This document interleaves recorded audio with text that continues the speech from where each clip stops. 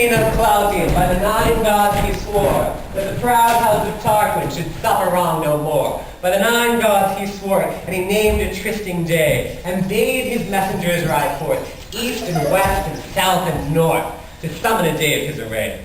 East and west and south and north, the messengers ride fast, and tower and town have heard the trumpets blast. Shame on the false Etruscan, who lingers in his home, when Porsena of Claudium is on the march to Rome. Now from the rock Tarpeian could the wan burghers spy the line of blazing villages, red in the midnight sky. The fathers of the city, they sat all day and night, for every hour some horseman come with tidings of dismay. I was in the Senate. There was no heart so bold, but sore it ached and fast it beat when that ill news was told. Forthwith uprose the council, uprose the fathers all. In haste they girded up their gowns and hied it to the wall. They held a council standing fast before the river gate. Short time there was, will ye well may guess, for musing or debate. Outspake the council roundly. The bridge must straight go down, for since Janiculum is lost, naught else can save the town. Just then a messenger came flying, all wild with haste and fear. To arms, Sir Council! Large Porsena is here! On the low hills to the westward the council's eyes were fixed, and saw the swarthy storm of dust ride fast along the sky. Fast by the royal standards, o'erlooking all the war, Lars Porsena of Claudia sat in his ivory car. By the right wheel rode Manlius, prince of the Lapti name, and by his left false Sextus, who wrought the deed of shame. But when the face of Sextus was seen amongst the foes, a yell that rent the firmament from all the town arose. Ooh. On the housetop was no woman, but fat towards him and his. No child but screamed out curses and shook his little fist. And the council's brow was sad, and the council's speech was low. And darkly looked he at the wall, and darkly at the foe. Their ban will be upon us before the bridge goes down. And if they once may win the bridge, what hope to save the town? Then outspake brave Horatius, the captain of the gate. To every man upon this earth that cometh soon or late, but how can man die better than facing fearful who damns him to rest, and for the wife who nurses his baby at her breast, and for the holy maidens who feed the eternal flame, to save them from false Sextus that wrought the deed of shame. Haul down the bridge, Sir Council, with all the speed ye may. I, with 2 more to help me, will hold the foe in play. In yon straight path 1,000, may well be stopped by 3. Now who will stand on either hand and keep the bridge with me? Then outspake spurious Latius, a noble Arabian was he. I will abide on thy left side and keep the bridge with thee. Then outspake strong Herminius, of Trojan blood was he. I will stand at thy right hand and keep the bridge with thee. Horatius, Quoted the council. as thou sayest, so let it be. And straight away the great way off went the dauntless 3. For Romans in Rome's struggle spared neither land nor gold, nor son, nor wife, nor limb, nor life, in those grand days of old. Then none was for a party, then all were for the state. Then the great man helped the poor, and the poor man loved the great. Then lands were fairly portioned, and spoils were fairly sold. The Romans were like brothers in the brave days of the old. Now Rome is to Roman, more hateful than a foe. And the tribunes feared the high, and the fathers grind low. As we wax hot in faction, in battle we wax cold. For men fight not as they fought in the brave days of the old. And as the 3 were harnessing, their harnesses on their back, the council was the foremost man to take in hand the axe. And fathers mixed with common, seizing hatchet, bar, and crow, and they struck the planks above, and they smote those planks below. A lark, the cry is Aster, and lo the ranks divide, and the great lord of Luna comes with a stately stride. Upon his ample shoulders clanks loud the 4-foot shield, and in his hand he shakes the brand which none but him can wield. He smiled on those bold Romans, a smile serene and high, and he eyed the flinching Tuscans, and scorn was in his eye. Quoth he, The she-wolf flitter stands savagely at bay.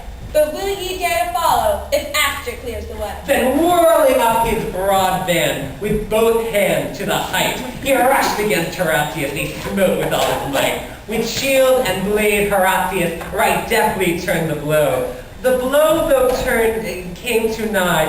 It missed his helm, but gashed his thigh. The sunlight raised a joyful cry. Yay. To see the red blood flow. He reeled and on Herminius, he leaned one breathing face, then like a wildcat, mad with wound, sprang right at Astur's face. Through teeth and skull and helmet, so fierce a thrust he spread, the good sword stood at handbreadth out behind the tuft. On Mount Alvernius, a thunder-smitten oak, far o'er the crashing forest the giant arms lie spread, and the pale augurs, muttering low, gaze on that blasted head. But meanwhile axe and lever had manfully been plied, and now the bridge hangs tottering above the boiling tide. Come back, Horatius! Cried the fathers all. Back, Larius, back, Herminius, back ere the ruined fall! That darted spurious Horatius, Herminius darted back, and as they passed beneath their feet, they felt the timbers crack. But when they turned their faces, and on the farther shore, saw brave Horatius stand alone, they would have crossed once more. But with a crash like thunder, fell every loosened beam, and like a dam the mighty wreck lay straight athwart the stream. And a long shout of triumph rose from the walls of Rome. Yay! As to the highest turret top was splashed the yellow foam.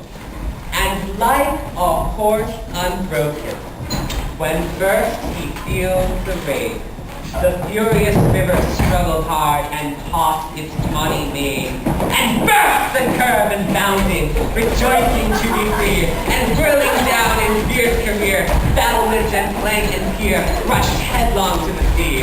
Alone stood brave Horatius, but constant still in mind, thrice 30,000 foes before, and the great flood behind. Down with him! Cried Sextus, with a smile on his pale face. Yield thee! Cried Lars Priscena. Yield thee to our grace. Round tourney as not dining, those craven ranks to see, not spake he to Lars Priscena, to Sextus none spoke he.